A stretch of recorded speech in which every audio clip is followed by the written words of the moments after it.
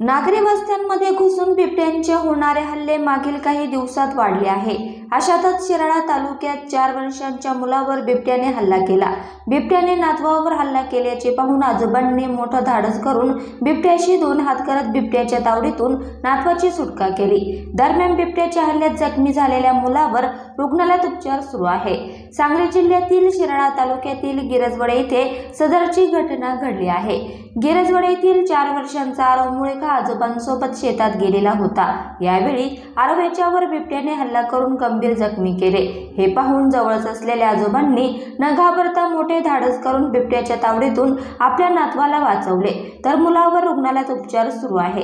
बजरंग मुळेकर आपला नातू आरव याला सोबत घेऊन गाडेमाळा शेजारी असणाऱ्या पाचिरोपाडा इथे जनावरांसाठी गवत आणण्यासाठी गेला होता।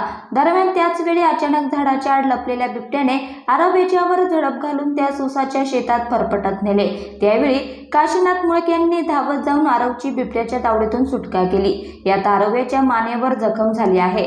आजोबा बजरंग मुळेकर यांनी त्यानंतर त्यास मोटरसायकलवरून उपचारासाठी शिराळा येथील उपजिल्हा रुग्णालयात दाखल केले। त्याच्यावर प्राथमिक उपचार करून पुढील उपचारासाठी कराड येथे दाखल केले आहे।